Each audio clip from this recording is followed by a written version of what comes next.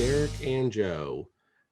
That's Joe Azalina. I am Derek Cano. Thank you for taking time out of your day to spend some time with us. As always, don't forget, subscribe on YouTube, follow us on all podcast platforms, as well as our Facebook page and on Twitter.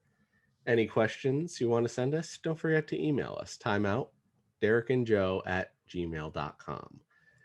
Today, Joe, we actually delve into a preview of a division that I don't know about you, but I was not very interested in until I delved into it, and I'm actually pretty interested to talk about it. Yeah, this is the AL Central we're gonna do, and it really doesn't look sexy, if you will, but it definitely has some really interesting qualities about it, and we will get into it. And I am looking forward to talking about this division. But I agree, it wasn't one of my first picks to, to be like, oh man, let's get pumped for the AL Central.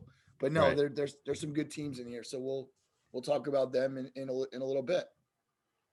Well, let's get started with the Chicago White Sox. Again, alphabetical order, everyone. So start with Chicago. Last year, Chicago finished tied for second in the AL Central at 35 and 25.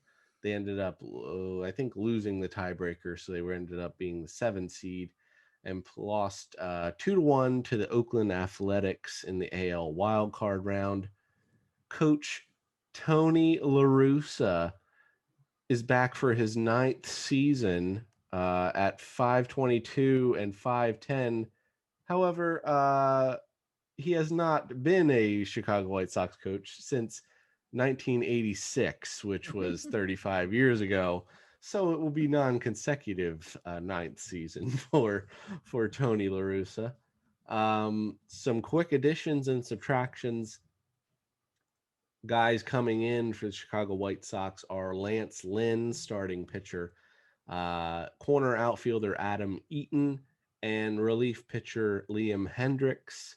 Some guys leaving the team are Alex Colomé, relief pitcher Jared Dyson, outfielder Nomar Mazara, catcher James McCann, and he doesn't have a team yet, but I'd have to assume he's not coming back to White Sox. Designated hitter Edwin Encarnacion.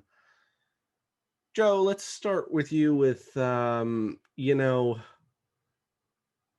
White Sox, to me look pretty darn good on paper, and I'm very interested to talk about some of the dynamics of this team. But let's start with the lineup and some of the integral parts that are going to be a part of this lineup going into the 2021 season.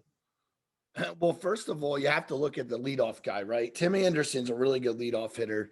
He's come on in a real Yeah. real hard here. He's come on in a fast and furious type of pace. He's a shortstop. He hit 322 last year and he hit 10 home runs. So right there, he's going to get on base at a pretty good clip, and he's going to start things off for you. And that's a big thing for a leadoff hitter, as we both know. I'm going to skip the 2-hitter because it's the jury's still out, and I think I have a question for you about him, so I'll wait on him. But the 3-hitter is a really, really good player, and that's Jose Abreu, their first baseman. And I starred him, Derek, and I starred him because he had 317 last year, and he hit 17 homers and 60 RBIs. That is thump in the middle of the lineup. So that's on pace for 162 RBIs since they played 60 games, right? So that's why you're an MVP. He's a really good hitter. Yeah, exactly. That's why you won the American League MVP. The other guy I want to call attention to is Yamani Grandal, who's their catcher, and he's an older catcher, but except for his average, he still hit 8 home runs and 27 RBIs. Grandal's a veteran guy who's a leader. I heard a lot about that in the last couple of years. He's a leader. He'll keep these guys together. So a couple of these young guys are definitely young. I just think they're really going to be quite intriguing. We saw them in the playoffs last year. Well, to get into their pitching in a little bit, but Derek, Yoan Moncada is where my question lies. He's a former big-time prospect. If I'm not mistaken, I think he's out of Cuba. I think Boston was the one that had him, and they traded Yes. him to Chicago, right? What do you think we're going to see from him this year? And do you think he's going to help guys like Jimenez and Abreu in the middle of the lineup? Do you think he gets on base for them? That's what he's going to have to do almost. I mean, I think to start at least, he's probably going to be more of the six hole until because now last year he really didn't. I know he was kind of injured, or no, it must have been maybe it was that was a little bit the year before that, but he only had 225 last year. Um, Right. so he's got to regain that hitting average because he's a very good hitter at third base. And it's not like there's a lot of pressure on him because you look at the rest of the hitters in this lineup, it's not like they need him to produce. So, and maybe with maybe he can turn that around a little bit with there is not really any pressure on him. The pressure would more be, well, if you don't start producing, maybe somebody else will come in there, honestly. But Right. um Right. some other guys he's going to be hitting around. You look at Eloy Jimenez, who is a potential 40 home run hitter. Um, Luis Robert is a almost 30, 20, 25 Yeah. stolen base player. You mentioned Tim Anderson at the top of that lineup, another 20, 25, 20 stolen Yep. bases player.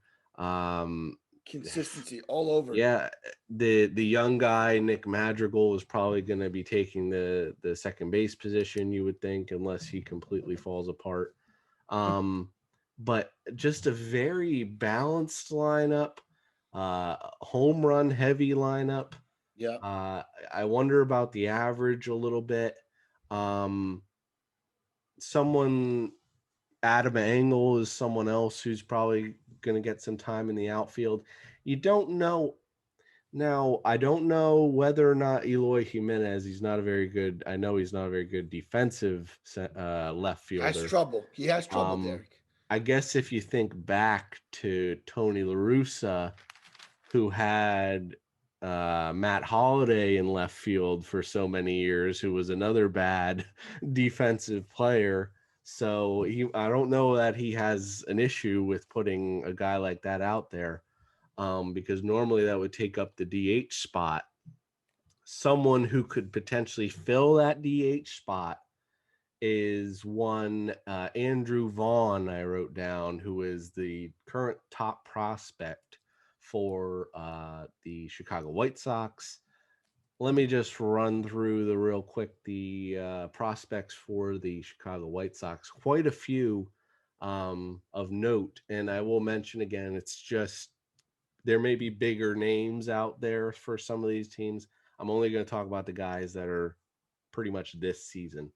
Um, Andrew Vaughn is a first base prospect overall, according to MLB.com, number 14 prospect. Natural hitting ability and power, hits to all fields, draws lots of walks, great approach. Um, Again, designated hitter, first base. He's a pretty average defender. So, 22. um, him and Abreu are probably going to switch off between DH and first base, so long as they don't keep him down to start the year, maybe to grab another year of eligibility. Someone else we'll talk about in a little bit is Michael Kepich, who is a right-handed pitcher overall, number 39, high 90s fastball, high 80s slider. Did have Tommy John surgery back in 2019. May move to a closer's role if they say he doesn't really have a third pitch yet. He's working on one, but if he doesn't get a third pitch, he may move to a closer's role where you could see him tick up to like triple digits. Nick Madrigal is the number 40 prospect, second baseman, one of the best pure hitters in the minors, they say. But he's a line drive contact hitter to all fields, not really a power hitter. Doesn't strike out, plus speed, a potential gold glover, they say, at second base.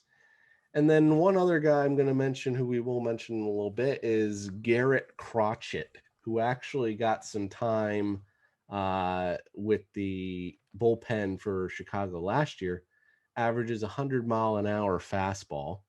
That'll do it.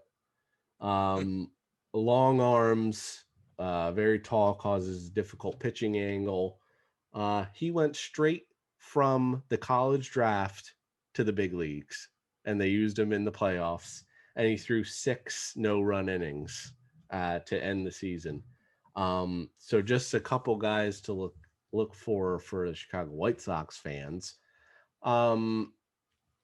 Joe, if we want to dive into the pitching staff a little bit now, I know it is led by someone who you love in Lucas Giolito. Yeah, and before we do that, quick, I just want to say Yeah, that Adam Eaton might be able to hit second in the lineup. I know we talked about maybe yes, Moncada, yes. so they might be able to switch Moncada out of 2 to 8 and Eaton to 2 because he did it in Washington. So, and it's a real interesting. Again, right behind him, he would have all Thunder. So, Yeah. I wouldn't be surprised to see that. I just want to throw that out there. Yeah, the pitching staff is very, very, very interesting. Lucas Giolito is the ace. It's not even close. He has he just has a great repertoire of stuff. He just gets you out with his, fastball and he throws hard. So he's the ace. Lance Lynn coming over is definitely your number 2. And he's had a couple really good years with Texas. And he's a former Cardinal prospect, if I'm not Yes. mistaken. Yeah. Mm-hmm. So Lance Lynn's there. Dallas Keuchel will be the 3 guy. And not a bad 3 Or guy to have. 2. I mean, Well, he could. Yeah, that's he true. threw 1.99 ERA last year. So Yeah, we'll see what he can do in a long season. I mean, him and Lynn, you can kind of interchange in matchups, I guess. Dylan Cease might be the question mark, a 4.01 ERA last year. He's one of their young kids, and you got to see what you got with him. And then Kopich or Kopchek, I forget how they pronounce that, but he is definitely one to watch out for. But Crochet, I remember hearing about. My brother, who's a friend of the show and been on our show a couple times, he actually told me about him in the draft. He's from the University of Tennessee, and he was really, really sought after. They like him a lot, and he will be into their plans in the near future, if not this year. So, the rotation is really good. It's just the back end of it is going to be a question mark. Yeah, and I don't know if I think that so it's Crochet. I think I might have said Is it crochet. Crochet? So No, it's fine. if it's Yeah. Crochet, I These know names are hard to pronounce. he was a starter, so I don't know if he moves but transitions back to a starter at some point. But right now they have him again back into the bullpen. The bullpen. And why wouldn't you if he threw 6 shutout innings at the end of the year? Guys at the end, I mean, Dylan's, I think it's Cisse, I'm not sure. I know a 4.01 really isn't too bad. I'd be fine with that with a 4 starter. Right. It's really the 5. It's been a while since Carlos Rodon has really done anything as far as being a legitimate starter in major leagues. He had an 8 ERA last year. He had a 5.19 the year before that. So can he lock that position down? Maybe you look at a Reynaldo Lopez, another guy who came over in the Adam Eaton deal with Lucas Giolito. So now they're all on Chicago, everyone in that deal, now that Adam Eaton made his way back. But Reynaldo Lopez is another interesting one. I know he can strike some guys out. Could be a long reliever. Michael Kepich. They have a lot of options. They don't lack for options, that's for sure, at the back end of that rotation when you see Cisse and Rodon and Reynaldo Lopez and Michael Kepich. And if they need to get Garrett Crochet and get him out there, but as well as, I mean, there's also some guys that may start in AAA. Jonathan Stever is another one who may make his way up, who's number 8 in prospect in their system. But I will also talk about the rest of the bullpen here. Obviously, Liam Hendricks was the star that they brought in. And I don't know if I said this in an episode or if I said this to you off air at some point. but it's very funny that Chicago, when they lost in Game 3 to the Oakland A's in the wild card round. In Game 3, the guy who struck out at the end of the game to lose it was Nomar Mazara. Cut. They brought in Adam Eaton to cover yes, Adam Eaton to cover Yeah. his spot. Yeah. They the bullpen blew up in the third game, so they locked that down by bringing in Liam Hendricks, who The happened guy to be that from the struck other out. team. Actually, Right. they did not have a third starter. They only had Giolito and Keuchel they could really count on, Right. and Dylan Cease was an okay third starter. So they said, you know what, let's bring in Lance Lynn. Lance Lynn. Everything that caused them to lose that series, they brought in a key guy and a key contributor to They're cover very that. improved. They're very improved. The someone in that bullpen who is no longer going to be someone overlooked is also Aaron Bummer, who Yep. is a Tough great left. Yep. eighth inning guy. 0.96 ERA last year. I think he might have gotten injured though at some point. Evan Marshall is great out of there. We mentioned Crochet. Cody Hure is another one with a 1.52 ERA in 23 innings. Great bullpen. Definitely a strength, Joe, for Yeah, this team. absolutely. Yeah, and you know what? I just read that Lance Lynn, when he was a Cardinal, pitched under LaRussa. So that could have been a LaRussa driven move. There you So go. he's got one of his starters back. So that's interesting. And also, here's another note. Dylan Cease. Yeah, well, the reason they think he's going to be okay is because he throws strikes. Well, baseball's a basic game. Throw it over the plate, you have a better chance to win the game. Let your So there you fielders do go. it. Cease and Lynn is a nice compliment to Giolito and Keuchel even. So you know where I'm going, Joe. Over Under. The over under for Chicago White Sox is 90.5 wins. 90.5. What do you think? I mean, listen, they're really good. And I said that when I saw them lose in the playoffs. And I like with the Eaton move, I like the subtraction on Mazzara, which people be like, oh, it's one player. One player can make a world of difference. It can make a Yeah. world of difference. So I say Washington, sorry. Chicago 93. I go 93, I think over. I think over as well. And they are my sneaky pick Uh-oh. to be the best team at the end of, I don't know if they'll make it to the World Series, but I think they're Pretty a sneaky close. pick to make Yep. it to have the best record in the American League when the playoffs come. I They're one definitely trade. higher. They're one or two trades away, an arm maybe in the bullpen and maybe a bat, and I think they're set. I think that could be dangerous. Watch out, Chicago. Watch out. It may be the White Sox city the next Not the few years. Cubs. That's for Yeah, sure. Not the Cubs not the city. Cubs. No. So that'll bring us to the Cleveland Indians. Last year, the Cleveland Indians finished tied for second, but they obviously had the tiebreaker over the Chicago White Sox. They got the fifth, or I think it was the fourth seed actually. But they lost 2-0 to the New York Yankees in the AL wild card round. Every one of the teams in this division that made the playoffs lost in the first round, for those that don't know. Coach Terry Francona is back for his 9th season already. This will be the most he's ever had with the team. Is 9 seasons here. 673 and 519 is Terry. Some key additions and subtractions for the team going into 2021. Big trade with the New York Mets. Some additions. They brought in Ahmed Rosario and Andres Jimenez, as well as Eddie Rosario, double Rosarios from the Minnesota Twins. And a couple interesting minor league additions. They brought in Ben Gamel, who is a pretty good corner outfielder, on a minor league deal. Brian Shaw, who has been a good reliever for a number of years, also was very good with Cleveland back a few years ago. And Billy Hamilton. So we see if Billy Hamilton ever does anything for Cleveland. some key subtractions. Obviously, Francisco Lindor is the key subtraction, as well as Carlos Carrasco, Carlos Santana, Brad Hmm. Hand, and Tyler Naquin.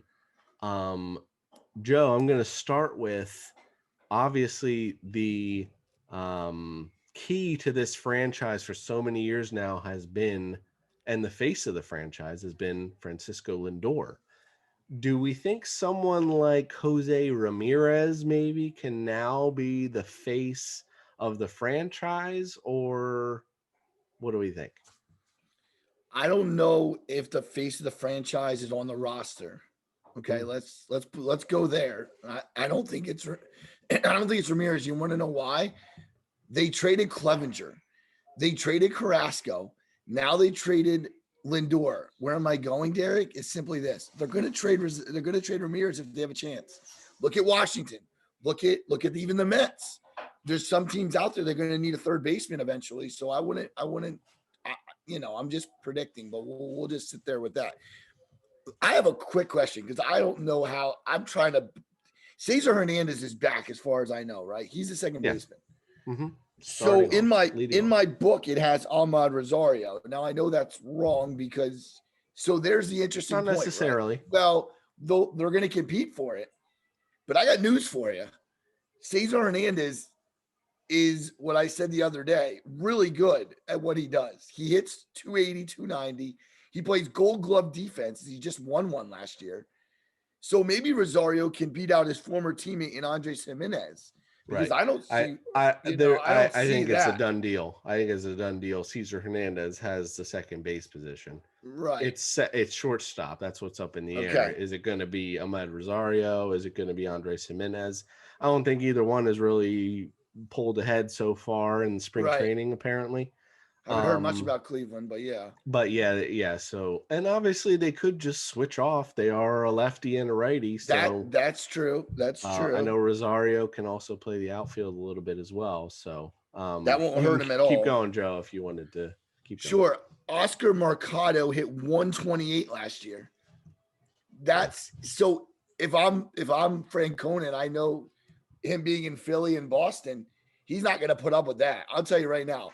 If Mercado doesn't hit, he's gonna hit down the bottom and Cesar's gonna hit second because that just makes sense.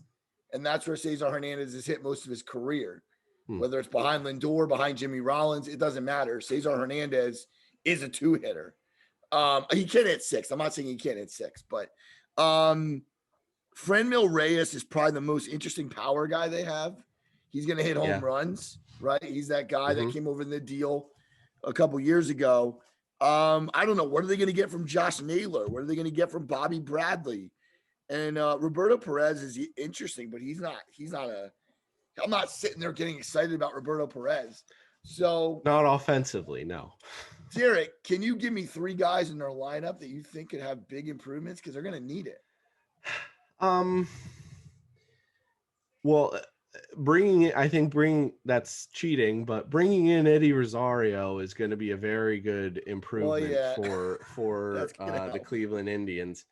Um, I do want to say it's been a long time since there's been a very good Cleveland Indians outfielder. I mean, do we talk about like Grady Sizemore? Was he very good? I'm thinking more like a Kenny Kenny Lofton, Lofton, the Albert Albert Bell. Bell, or Manny Yeah, Ramirez when he was in his younger years. they're They're not not there, there, Derek. so No. they need people like if they're going to be over 500. I think they need people like Oscar Mercado to be the hitter that they drafted him to be. Um, Projected probably around 10 home runs, 20 stolen bases, but he's got to build up that average. You said it. What are they going to get at Josh Naylor? Someone who was in played actually pretty well in the one of the few people for the Indians who played pretty well in that series with the New York Yankees in the wild card round. He's probably someone who has the lead on the right field position. 1 through 4, they're pretty solid. It's solid, Right yeah. now, you see someone probably like he's Cesar Hernandez starting off, Jose Ramirez, Eddie Rosario, and Franmil Reyes. Okay, After that, like you said it. What are you It's a getting from goofy. Naylor? Yeah, Roberto Perez is not a very good hit. He he's apparently lost a lot of average. weight, so Good for does that him. do anything? I don't know. No power. Um, Jake I mean, Bowers or Bradley, yeah, you mentioned, is someone who, or two guys who are probably going to win the first base position. Bradley's right. the offensive guy. Bowers from Tampa Bay, actually, I remember him from, is the defensive guy. The end of the lineup scares me for them, as well as the bench. They're not deep at Not all. really much on the bench either. Uh, Yo Chang. I Yo I Chang. think Ahmed Rosario is probably going to get a lot of time. I think he might be the Yeah. utility guy, but um, back end of the lineup does not do it for me for, and I think that's where they may hurt a little bit. Derek, I Um, got to say something because you're going to love this stat because this is just mind boggling to me. The outfield last year hit 196. yeah, It was wow, 118 for 601. They couldn't get 200 hits, Derek. They should have got yeah, that's Jackie pretty Bradley bad. Jr. Yeah, that's really bad. If That's they really didn't get someone like Jackie Bradley Jr., that tells me that they obviously believe in someone like Mercado or Josh Naylor. They believe in those guys. So Bradley they just Zimmer got too. Naylor from the trade with Clevenger. So he was the Right. main part of that trade, I think. He's So got to hit. He now almost you has to hit. mentioned, will some of those guys get moved? Because Mm, when you look at the starting rotation, they are all 26 years old or younger. the Shane baby Bieber aces. is Yeah. 25, who won the Cy Young last year. Right. Zach Plezak is a very good number two. Aaron Savali, Tristan McKenzie is someone I'll talk about in a little bit, who is someone who's probably in line to make the rotation. And Cal Very Quantrell, solid, very solid. And Quantrell could possibly he get the five. he's no listen, he might not just get the five. If he pitches really good, he was a big prospect in San Diego not too long ago. Yes. This is a kid that and his father pitched. He's a bullpen guy, Paul Quantrell.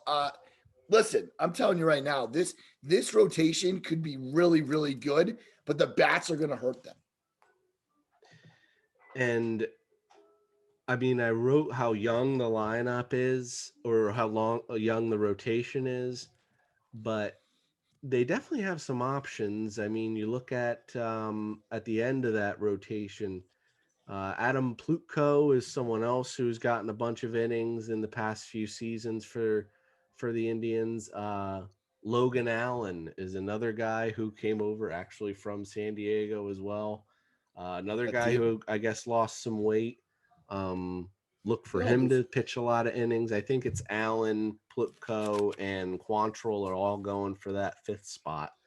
So any of those Whitgren, could potentially win it. Uh, Nick Whitgren. How Whitgren is he? is Is he okay? he looks to be the eighth inning guy. Okay, that's what I Um, figured. Class A.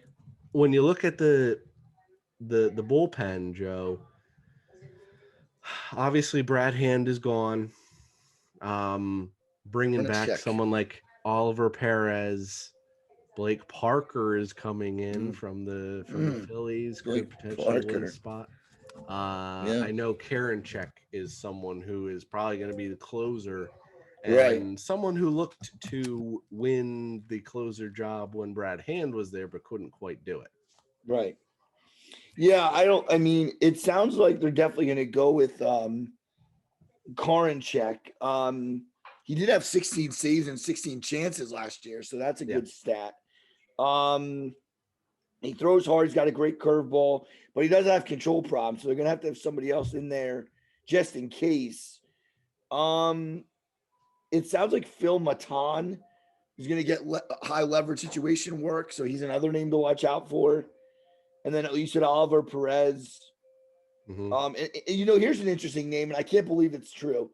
Former Philly prospect, converted outfielder Anthony Gose is pitching.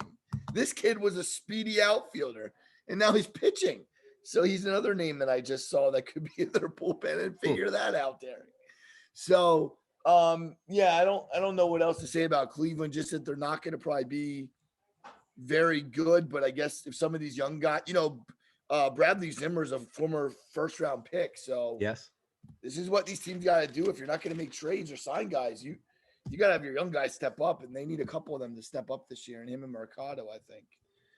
So I'll just talk real. I have two guys to talk about prospect wise. Nolan Jones is a third baseman, overall number 36. Very patient approach to all fields, a lengthy lefty swing, so he strikes out a lot. But he does walk. Strong arm, pretty average defender. So don't know. Does he Not pretend? Jim Do they Thome. move him to a first base position since Ramirez is there, or is that a sign that maybe Ramirez is gone and they move Nolan Jones in there? As well as Tristan McKenzie, right-handed pitcher, overall number 51. He has a good 4-pitch mix actually, plus curveball. But if you've seen him, he's a pretty skinny kid, so he needs to add some strength in order to build up a full starter's workload. Well, Joe, I mean, we know some key strengths for this team is definitely Shane Bieber, as well as Zach Plesac is going to be a strong number 2. Jose Ramirez and maybe Reyes and Eddie Rosario building that lineup. 81.5 is the number for the Indians. I'll start first this time. I'm going to go lower. I don't like the Indians much this year. I think that lineup is going to struggle, as we said, and I think Shane Bieber can only take a little bit of a step back. So I'm going to say a little bit lower um, for the Cleveland Indians. What do you think? Yeah, 81.5. I think I agree. I'm going to go like 75. I think they're going to be lower. I just don't think they're going to have enough production in the lineup. And you said it, even if Savali or uh, who's the 2 starter we mentioned? Zach. McKen. Yeah, please, Zach. They gotta pitch lights out. They're gonna have to win 1-0 games or even like those 8-7 games. And their bullpen gets involved. So I'm not believing in the Indians. If this were buy or sell, I'd sell them. So we'll go 75. I definitely see that lineup getting shut out once or at least once or twice in this season. That's for sure. Maybe more than that, Derek. Well, yeah, figure speech, I guess. Yeah. Which will bring us to the Detroit Tigers now. Last year, the Detroit Tigers finished number 5 in the division at 23-35. No playoff appearance. Coach AJ Hinch, former Houston Astros head coach, is in his first season as Detroit coach, so I don't really have to delve into anything there. Some key, not a ton of big names here. You may have to go out and research some of these names, but uh, some key additions for the Tigers. Jose Urena is coming in from Miami, starting pitcher. Robbie Grossman, a outfielder from the Oakland A's. Derek Holland, journeyman pitcher. Wilson Ramos, catcher from the Mets. Nomar Mazara, who we talked about earlier, went from Chicago to the lowly Detroit Tigers. Renato Nunez, who is a corner player, third base, first base from Baltimore. And Julio Tehran is another name who came over. I believe might have signed a minor league deal. I'm not too sure. Some subtractions, the very small variety. Jordan Zimmerman, Ivan Nova, and Austin Romine are all gone.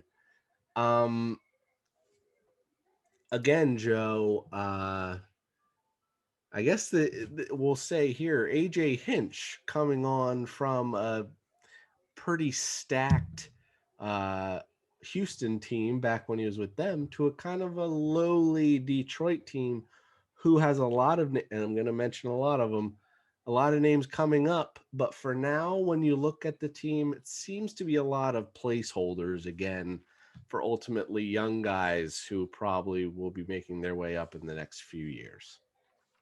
Well, this team reminds me of the Baltimore Orioles because Exactly. they Yeah. might have a little more star power in a couple different places, but they're not They're not going to compete with Chicago. Um, I'll tell you right now, though, I will say that I'm happy that AJ Hinch has the fate of coaching the Detroit Tigers, because no matter what you say, the cheating scandal, he had to know about it. So, and I think he kind of went over that too, right? And I don't want to belabor the point. I just want to throw that out there. I didn't want to see him go into a contender and have a chance to play in the playoffs. He needs to do some remorse and be with a team that's not going to win. So I want to throw that out there. If you don't agree with me, please write better a comment section on timeout. So one guy that was, or a couple guys. First of all, Miguel Cabrera, Derek, is timeless, Still isn't he? there. He's Yeah. still there, Derek. He's still Not a there. not a power hitter anymore. He hasn't No, been probably for like 3 years, but he 10 home still hits runs for a though. decent average, gets a couple Yeah, home runs. 35 RBIs. Yeah, Robbie Grossman will be interesting because he's coming over from Oakland, good hitter, Yeah. knocked in 23 last year. I don't know much about Reyes. I know that he's got a good average though at 277, not bad. Um, Jameer Candelario in the 4 spot, 29 RBIs last year, hit 297.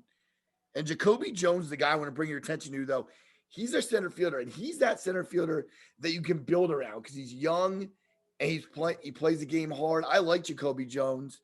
And Nico Goodrum's another name, not a very good hitter, but he's one of their younger players.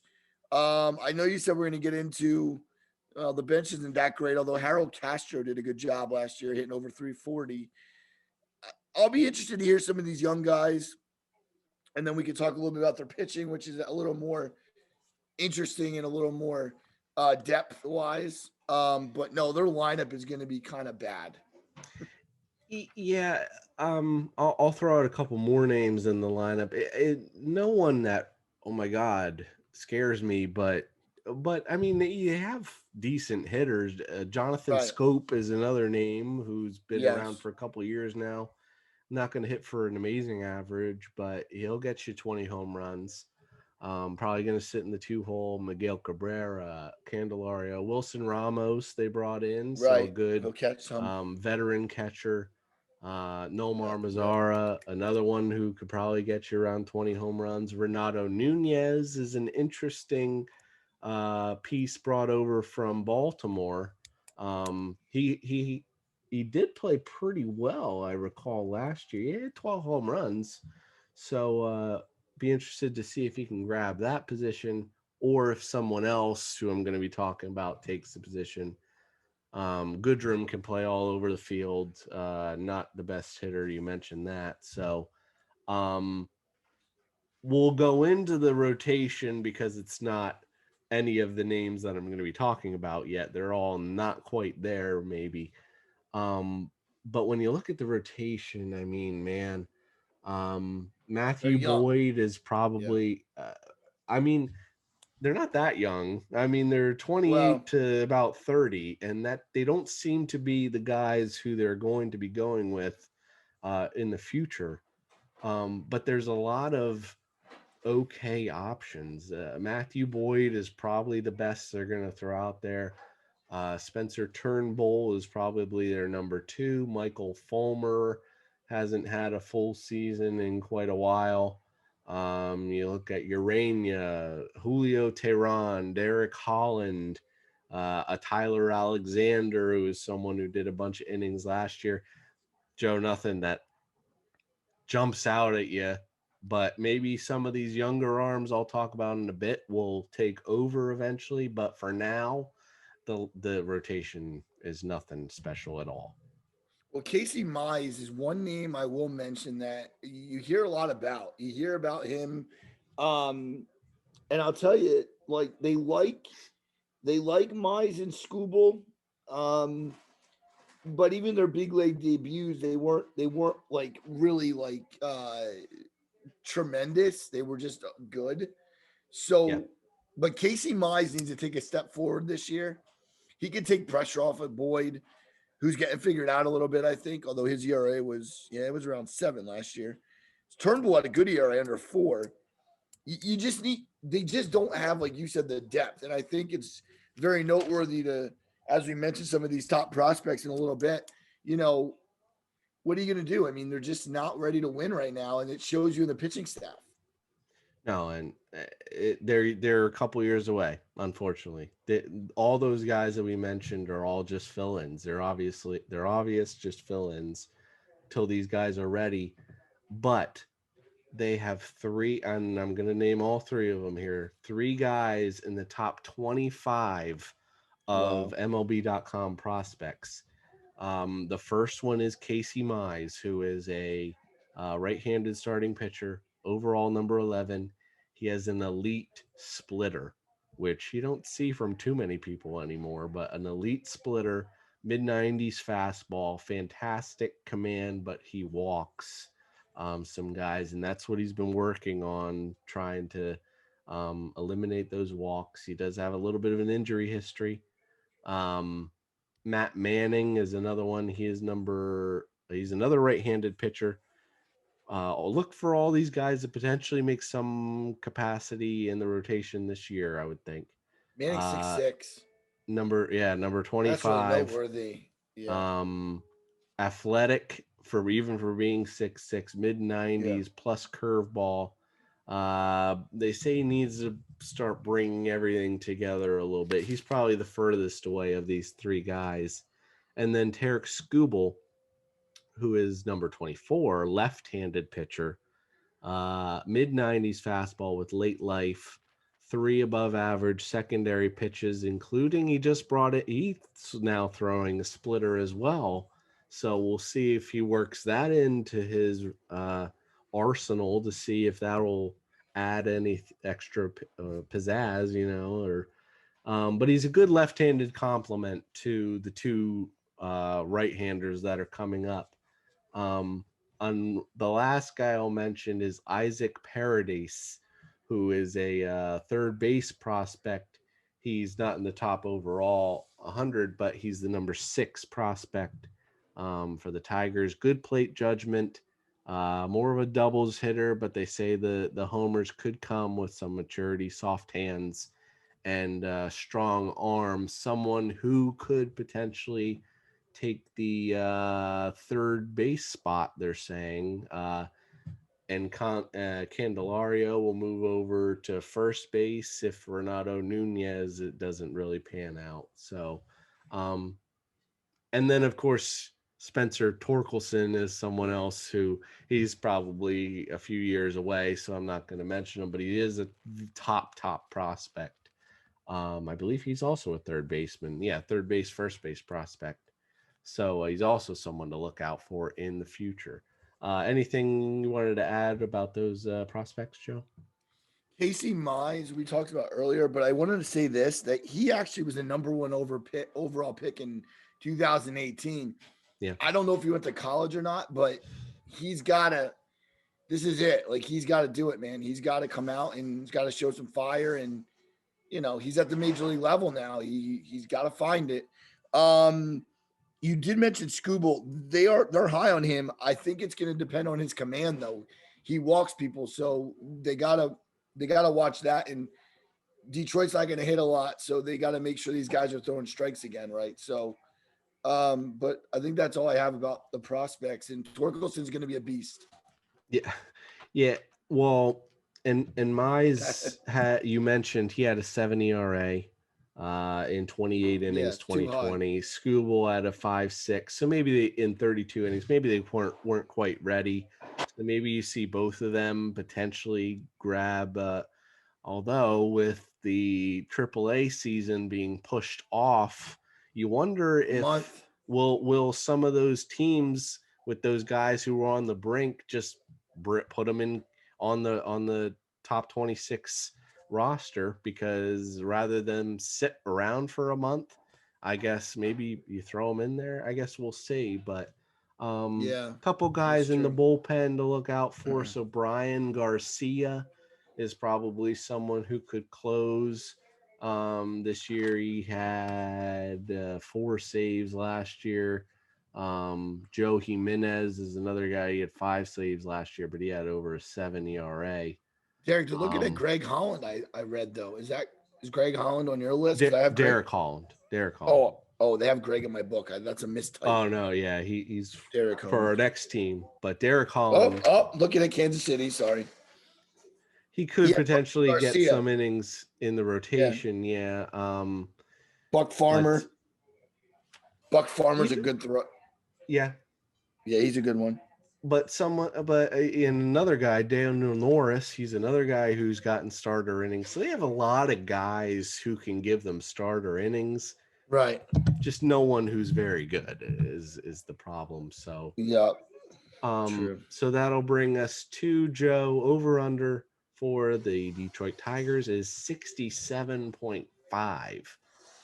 What do we think about that over under? I'm gonna go over. I'm gonna go 70. You I'm gonna think go over? 70. Yeah, Um, I don't know because I think their pitching's gonna be better. And if Boyd has an all-star year, that'll be big. And then they'll hit better. I think, Derek, I think they're better than Baltimore. I think it's lower. I Yeah. don't think quite yet. I think next year look out for them if these guys start coming up, but I think they're a little bit away yet, and I don't I'm think they're going for really it, Derek. close. I don't think they're really close to the other four teams in this division. So Feeling wacky today, Derek. that will bring us here to the Kansas City Royals. The Kansas City Royals last season finished fourth at 26-34. Coach Mike Matheny is coming back for his second season. He was 26-34. Some addition. Now the Royals made some moves of Yes, they note. did. I'm sure people will recognize a lot of these names. Traded for Andrew Benintendi from the Boston Red Sox, probably going to be the starting left fielder this year. Mike Minor, good left-handed starting pitcher. Michael Taylor, center fielder from the Washington Nationals. Carlos Santana, actually coming from the Indians, I believe. Jared Dyson, who was a very integral part to their World Series run back in 2015, I believe it was. A couple minor league deals that they got. Brad Bach, good middle reliever. Wade Davis, someone coming back again, who to his former glory, and Hanser Alberto, who we talked about in our second baseman's show. Pretty interesting utility player for the Kansas City Royals. Joe, I don't know about you, but I really like this Kansas City Royals team. I looked at them. I was shocked to realize that I actually love their offense. Yeah. I look at someone like they have a ton of speed that they could bring with Yeah. Merrifield and Adalberto Dyson. Mondesi, who could get you 50 plus stolen Dyson gets bases. you 20. Yeah. It's Dyson's really not good. to mention Dyson. Yeah, exactly. Um, and I think some key addition will be one Carlos Santana, who they can plug into the middle of that lineup. Veteran. Um, Kansas City was a team that struck out a lot. People like Soler and Mondesi and Dozier, they strike out at a high clip. And someone who like Carlos Santana, who gets on base a lot and can walk and maybe even be a figure there to help out those younger guys. I think Carlos Santana is going to be a pretty key addition to the Royals lineup. Yeah, he's well, I got to see him play with the Phillies for a year and a half or whatever it was, 2 years. He he's a good hitter. He's definitely a good hitter. He squares up the Mm. ball, he drives the ball, he doesn't miss fastballs. What a good hitter does, right? Um, I have to ask you because it caught my eye. Where did I don't remember, but can you tell me where Dyson played with the Royals when they won the World Series? Because I can't remember that. Probably center field. Because I don't know. Did He they have may have been Kane though? he may have been the fourth outfielder. He may have Oh been all yeah, over and the he played place, like but because Gordon they had him left, right? And then I yeah, was just trying to yeah. remember what they had then, but it caught me. That was a good point by you. Um, I listen. I like this team because they're young and they have veterans. Like Mondesi's young. Yeah. I think we consider Merrifield a veteran now. You know what he is? 32. Yeah, Well, yeah, he's a he's veteran. Jorge Soler, the jury's out. He strikes out a lot? Is he a good power hitter? What's he going to do in the middle of the lineup? They have him clean up in my book, Derek, in the DH position. Benintendi might be the guy though with yeah. Santana to really put it together. Like I could see it, but I have to ask you is the bench is very underwhelming. I don't know if I know one of these guys off the bench. And that may be where your book lets you down a little bit, Joe, Yes, again. yeah. But because Because they got better. Hanser Alberto is probably going Yeah. to come off the bench, Yes, and sir. he's someone who could play third, he can play second, he can play first. Good guy to have. I think he's going to be a very good plug-in for them. And then Jared Dyson is going to be the fourth outfielder, so he's someone to have. Good to have. I don't know who the backup catcher is. Cam Gallagher. I'm not sure who that is. Probably no one, relevant. Noteworthy. Yeah. Um, I do know Nicky Lopez, who is they have as a starting second baseman. He's a potential Gold Glover, so he needs to hit better. He Yeah. doesn't really steal a ton of bases. He doesn't hit home runs, Play but defense it's though. so long as he hits for average. It doesn't matter. He's gonna play great defense for you. I really, man, if they can get Benintendi back to hitting how he can hit, and Right. if they can get anything extra from Michael Taylor, who I've always been intrigued with, but he's never really broke out No. as an outfielder for Just fast. Washington. He's just fast. So I'd be very interested to see what he can do at the bottom of that lineup. They just signed Hunter Dozier to a big contract, They like him so at third.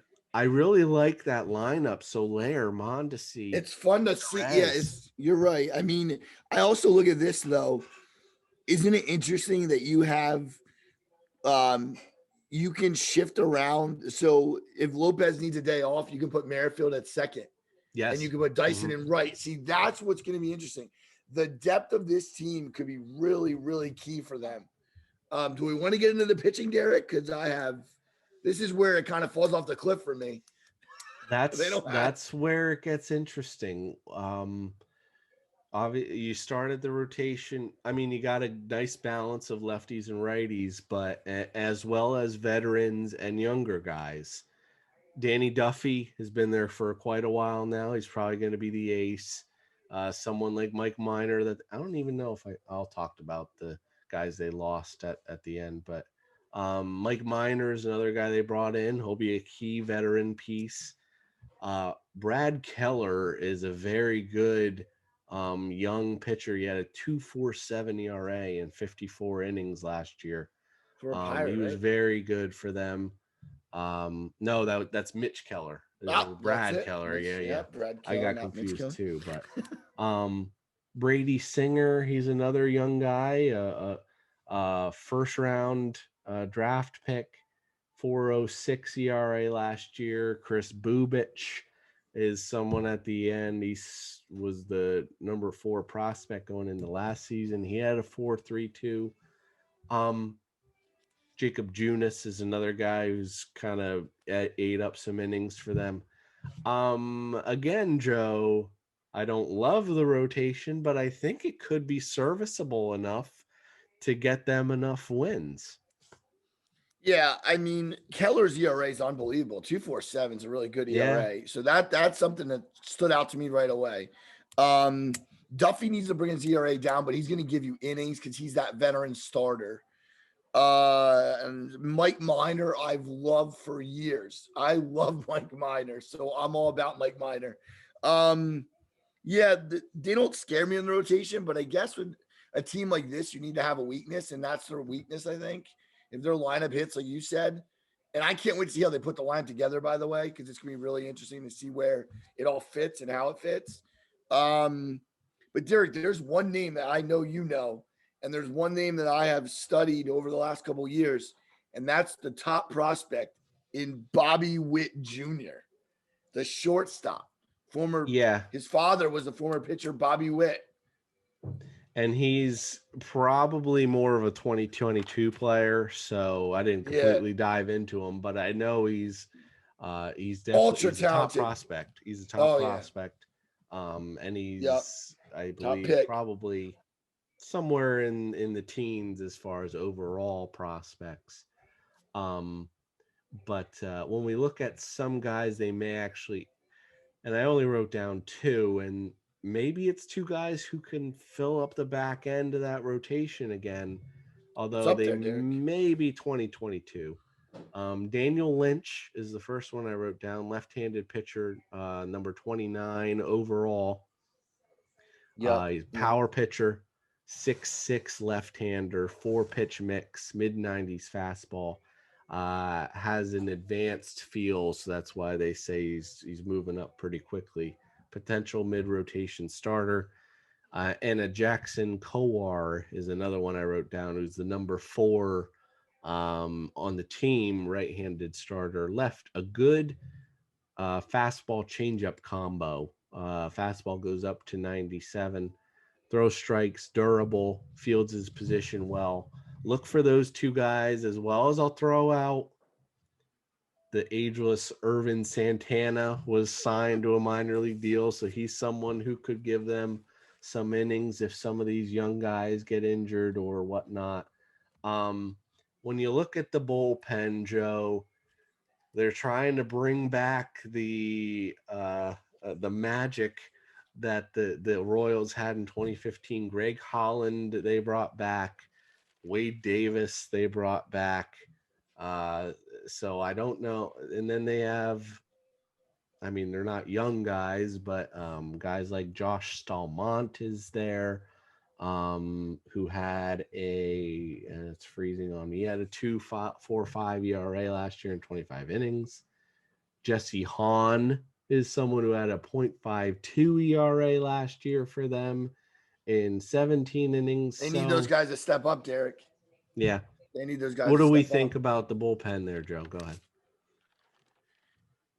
Well, um, I think Scott Barlow's a veteran. He needs to pitch better than he did. He had a 4.20 ERA. Yeah. Hahn, though, with an 0.52 could be a key pitcher for a right-hander. Greg Holland will have to have a big year. And they'll probably would get a guy too if they need him. Zimmer, I don't know much about him. But it's just again, their pitching altogether needs help. And I just think that that's where their weakness lies. Their lineup could be really good, Derek. We both know that. And you don't have to be a genius to figure it out. They have good bats in that lineup. So and I'll be interested, like forever is however we cover baseball this year. I'll want to check out the Royals box scores. I like to see what they're doing. So, you Yes, know, I'm going to be very interested in them as well. And like you said, it's ultimately going to come down to hopefully that balance of veterans and young starting pitchers, as well as they got the old and younger bullpen. If Greg Holland and Wade Davis, Brad Bach, those guys, Barlow can give them innings, I yeah. think they'll be all right.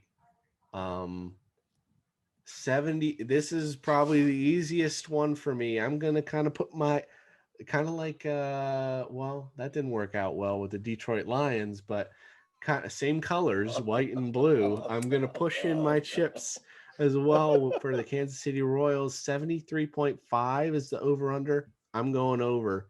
And I may even, we'll see. I may even put them above the Indians. I may like them a little more than the Indians going into 2021. What do you think? I don't want to just say this because you just did, but I feel the same way. Kansas City has a lot of talent. Their lineup, I love it, and their pitching will hopefully come together. Derek, I'm going to go like 78 wins. Yeah, oh well, yeah, I won't give a number, but I Yeah, do well, think that it's definitely over, higher than over. 73.5. Yes. They are a team that I'm going to be interested in watching this year. I don't watch a ton of games every night, but that Yeah. lineup they look very fun to watch, It and screams that's excitement. yeah, Yeah, that's it's just something I want to go exciting. see. Yeah. Which will bring us to our final team. The the last team. Minnesota Twins, the last team, Minnesota Twins. Last year, they finished first in the division at 36-24. They lost 2-0 to the Houston Astros in the AL wild card. Coach Rocco Baldelli is back for a third season at 137-85. Some additions for the Minnesota Twins: Hansel Robles, J.A. Happ, Andrelton Simmons, Alex Colomé coming from Chicago, and Matt Schumacher. Some subtractions: officially, Jake Odorizzi is gone. Rich Hill, Trevor May, Tyler Clippard, Marwin Gonzalez, Alex Avila, and Eddie Rosario. You know what, Joe? I'm thinking there may be a new top of the division, but uh, that's a lot of players that got moved. And what do we think about their lineup to start? Obviously, you have to talk about the big boppers in the middle to start, right? Yeah, the one thing that stood out to me though is the 321 average by Luis Arraez, whatever I can't pronounce that name, but Luis A. I'm gonna call him. He had 320 last year. Josh Donaldson is someone to watch out for. Yes, Jorge Polanco. His average kind of hurt him though at 250. Max Kepler though with 23 RBIs. Miguel Sano. Just those. The bottom is kind of nobody. Alex Kurloff, Brent Rooker, and Mitch Garver, and then Byron Buxton, which never lived up to his billing. Actually, um, you're right. It's kind of going to be they're going to go as the middle of the lineup, I think, especially 2 through 5, we'll say. But other than that, I think they're going to have to get a lot of help from the other guys. Well, I'll counter you here because actually Uh-oh. Alex Kirilloff is their top prospect, so he could be Oh, someone who could be a well, key contributor this year. Um, okay. and they did bring in Alderton Simmons to Oh, play that's very right. good He's a shortstop. shortstop, which will probably move Jorge Polanco over to second base, or be the Go to super the bench. utility. I guess it Yeah. depends if that Araz. Arias is going Yeah. to win the job or not. Right. Um, but Buxton actually hit 13 home runs last year, which was just as much as Miguel Sano. So Hitting he ninth. finally sort of came around. That might end up being Alderton Simmons. I don't know if Buxton will be maybe the 7 or so. Um, and then you mentioned we talked about Mitch Garver in the catcher show, big power bat. But it's Average was probably going to terrible. be well, yeah, But I mean, last it year was a he didn't short hit very season. well. Yeah. Yeah. 2019 he had 31 home runs. Yeah, it's not bad. Um, so it's probably between him and Jeffers for the catcher spot. Jeffers is more the defensive guy. I'll talk about Mhm. him in a little bit. And then Mitch Garver is the big offensive guy. Um, but we talk about the middle of that lineup. Can't do much better than that. Josh Donaldson, No. also a Gold Glover. Yep. Nelson Cruz, who they brought back again, who has been hitting lights out for the past however long. A 40 lot of years old years, now is Derek. Nelson Cruz. Yeah. Yeah. Miguel Sano strikes out a ton, but still a key contributor to that lineup. Yeah, not to Um, 25. Joe, when we go to the rotation, I mean, it's pretty well set up. You have Jose Barrios and now Kenta Maeda, who I believe finished in the top 3 in Cy Young Award last year. Mm-hmm. Um, can Michael Pineda give you a full season without getting suspended or injured? And then they brought in Jay Happ and Matt Schumacher to really solidify the back end of the rotation. Yeah, so Kenta Maeda at a 2.70 ERA. If he does that again, that's going to be very good for Minnesota. Um, Jose Barrios has been a really good pitcher for them. He had a 4 ERA. I can forget 2 years ago, but he was pretty good. I'm pretty sure 2 years ago he was around their ace without Maeda being there. Mm. Pineda's always hurt. Derek, wasn't he a Mariner at one time? He's Yes. always hurt. That guy, the Yankee, all hurt. Like so, I don't believe in Pineda. Hap could fit in there somewhere because then you have Dobnak, and you have Smeltzer. Um, And Schumacher. and thank you, Schumacher. I don't know if I love the rotation, but I don't mind having Hap in there with these guys. He's going to give some innings for it. He's a good lefty. He's a decent lefty. He's aging, but he's still decent. Um, I don't know. I don't. They're missing. Listen, you know me, Derek. A lot of teams could have used Jake Odorizzi, and only Houston got him. So Minnesota was one of those teams. Do they take a flyer and Cole Hamels? Maybe that's a nice idea. I don't know if he wants to go out to Minnesota, but he's not pitching right now anywhere.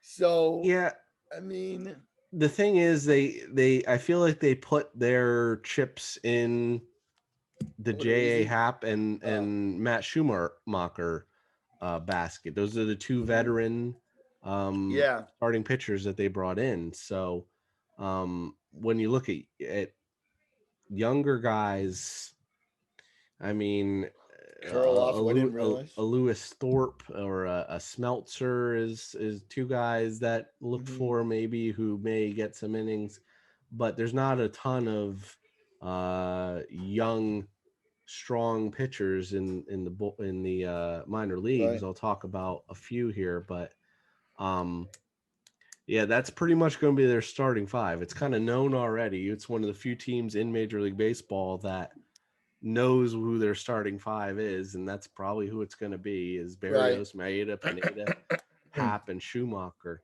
Um, they obviously lost Trevor May, but they brought in Alex Colomé now, who's probably going to end up being the closer, or maybe Taylor Rogers gets some stave opportunities. Tyler Duffy is another good reliever they have there, as well as Hanser Robles. A lot of experienced guys in the bullpen, at least, right, Joe? Yeah, Jorge Alcalia, 263 ERA last year. That's a guy to watch out for. Kalina. They have Gilbert there and Thibler. Yeah, these are names you know. Um, I actually like the bullpen more than I like the rotation, Derek. I'm not gonna lie. They're more deep in the bullpen, I think.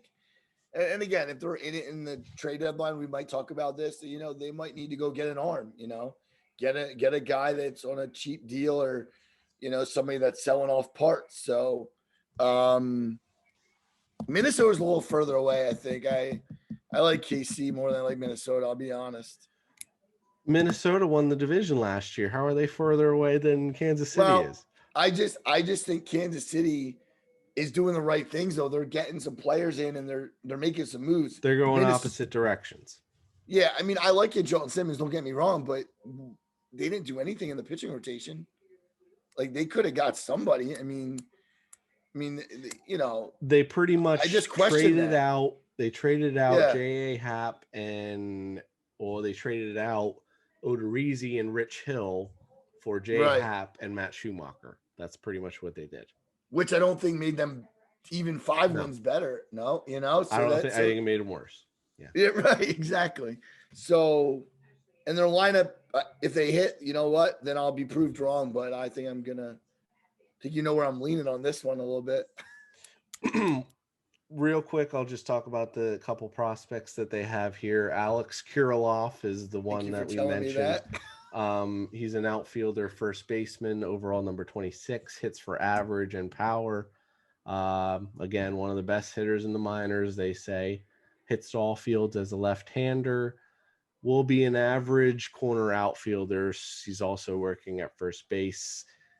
Question is, do they start him in the minor leagues to get that extra year or not? Johan Duran is a right-handed pitcher who's number 5 on the team. Power stuff, upper 90s fastball, good splitter, hard breaking ball. Needs to refine his command a little bit. And then Ryan Jeffers is a catcher who's number 6 on the team. As I said, he's a big physical backstop, but he's going to be he's a power guy over the average. Excellent arm, should be an elite receiver and framer as opposed to Garver, who is not a very good defensive catcher. So that's why you might see them pretty much split at the catcher position this year. Wonder if that has anything to do with helping the rotation a little bit. I guess we'll have to see. But Joe, the number for the Twins is 89.5 wins. Over under 89.5 for Minnesota Twins. This is easy. It's under, and I'm telling you, I think it's under by a lot. I'm gonna Wow. go like Okay. 10. I'm gonna go like 10 under on that. I don't believe in this team at all. Hmm. I'm gonna say under Well, two, but Derek, only a couple, not too much. I guess we'll see. But okay. for our final 1 through 5, you'll just have to watch the end show, which should be probably around the first day of Major League Baseball, which starts on April 1st. But for now, that will do it for our AL Central preview. We ran through the Chicago White Sox, Cleveland Indians, Detroit Tigers, Kansas City Royals, and Minnesota Twins. Final thoughts from you, Joe, before we head out. Nope. The AL Central will probably be a 1 or 2 team race, and I'll give more clarity to that before opening day. I will say Friday is our third basement show, so I'm looking forward to doing the homework on that. And next Monday we're starting basketball, so we have to meet about that. We know that, and our listeners can know that we're going to be going nuts about March Madness as everybody else is in the country. So just happy and hope it stays in a well manner and that a lot of players don't get sick, because that's what I'm really worried about with the virus still being rampant and things are just kind of, all over the place. So hopefully Indiana is the right state and we'll have a lot of basketball to watch over the next couple of weeks. But yeah, baseball's still front and center as far as my mind. So we're going to cover it all, Derek. We do that on this Yep. show.